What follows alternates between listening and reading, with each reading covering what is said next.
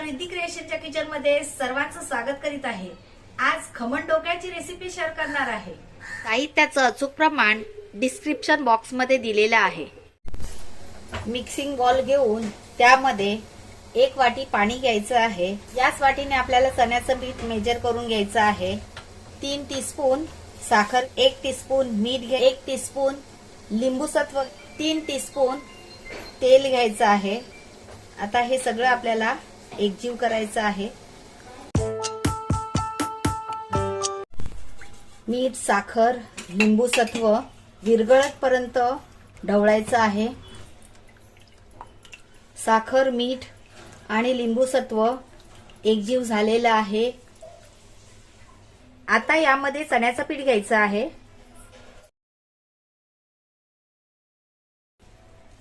हे 2 वाटी चण्याचं पीठ वजनी 200 ग्राम आहे।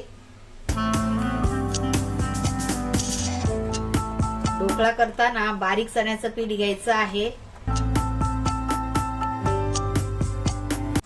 अशा प्रकारे सर्व पीठ चाळून घ्यायचं आहे। आता हे आपण एकजीव करून घेऊया।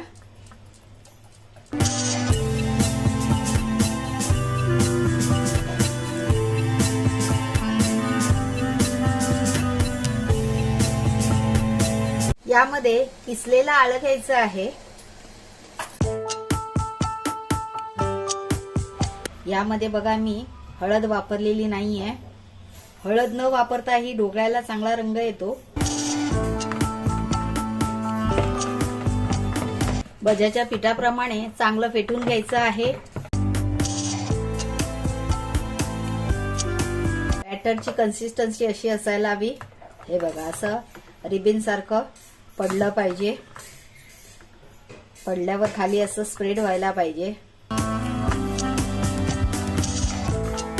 या वाटीने 2 पीठ बेसन घेतलेलं होतं, त्याच वाटीने 1.25 वाटी, 1 वाटी आणि अजून 1/2 वाटी पाणी घेतलेलं आहे। ढोकळ्याचं बॅटर बनवताना पाण्याचं प्रमाण एकदम परफेक्ट घ्यायचं आहे, कारण जास्त पाणी झालं तर ढोकळा फुलणार नाही आणि कमी पाणी झालं तर ढोकळा सॉफ्ट होणार नाही। आता हे चांगलं फेटून झालेलं आहे। जवळजवळ 5 मिनिटं मी चांगलं फेटून घेतलेलं आहे। आता हे 10 मिनिटं रेस्ट करायला ठेवून देऊया आणि आपण इतर तयारी करून घेऊया। इथे स्टीमर ठेवून गॅस चालू करून घेऊया। स्टीमर मध्ये हा गाडा ठेवायचा आहे। झाकण लावून हाय फ्लेमवर पाणी गरम करून घ्यायचं आहे। ज्या भांड्यात ढोकळा करायचा आहे त्या भांड्याला तेलाचा हात लावून ग्रीसिंग करून घ्यायचं आहे। आता 10 मिनिटं झालेले आहे। रेस्ट करायला ठेवलेलं बॅटर उघडून बघूया।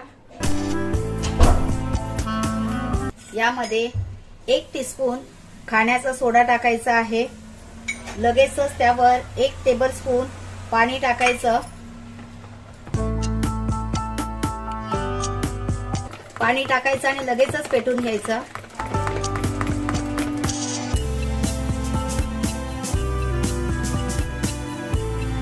असं फेटून घेतल्यामुळे यामध्ये हवा तयार होते आणि ढोकळा स्पॉन्जी होतो।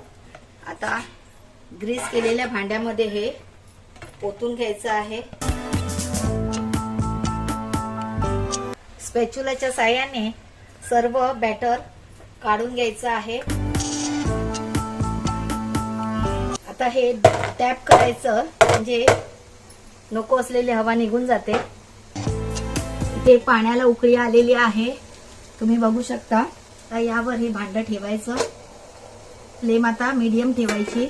25 मिनिटं झाकण लावून ठेवून द्यायचं। सारखं झाकण उघडून बघायचं नाही। सारखं झाकण उघडून बघितलं तर स्टीमरचं टेम्परेचर ब्रेक होऊन ढोकळा बिघडण्याची शक्यता असते।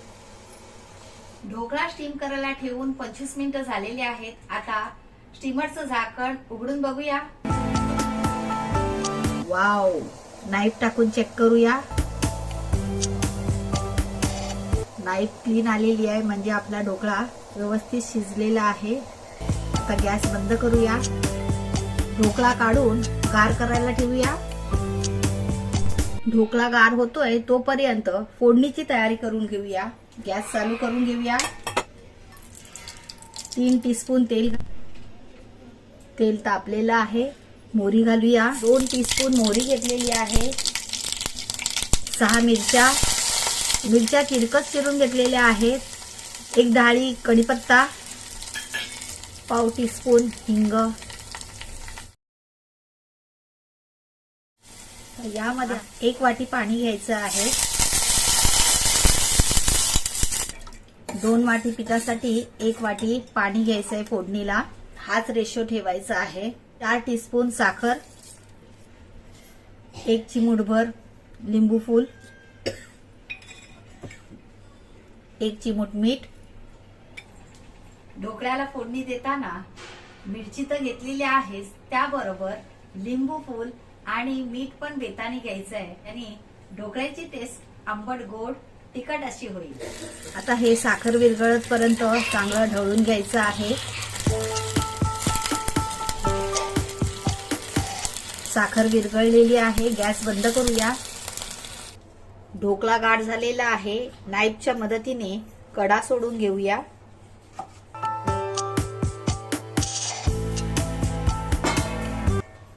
आता याच्यावर ताट उलट करून ढोकळा काढून घेऊया.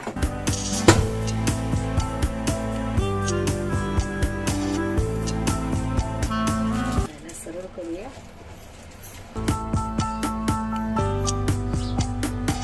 कापून घेऊया.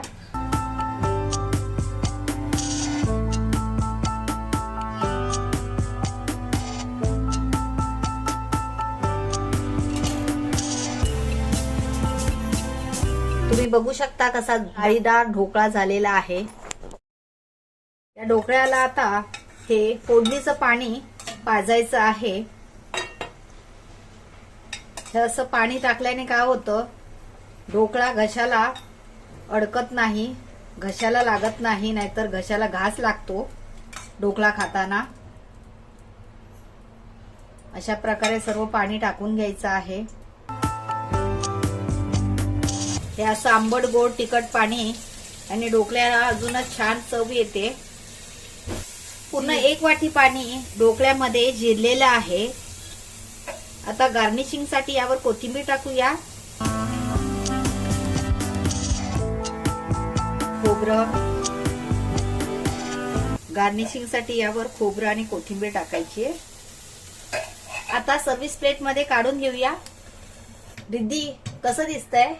Just looking like a wow. Just looking like wow. Khaman dhokla तयार आहे. रेसिपी आवडली तर नातेवाईक आणि मित्रमैत्रिणींबरोबर शेअर करा. चॅनलवर नवीन असाल तर चॅनलला सबस्क्राईब करा. वेळात वेळ काढून तुम्ही ही रेसिपी पाहिली त्याबद्दल खूप खूप आभार. लवकरच परत भेटूया अशाच एका नव्या रेसिपी सोबत. तोपर्यंत बाय बाय.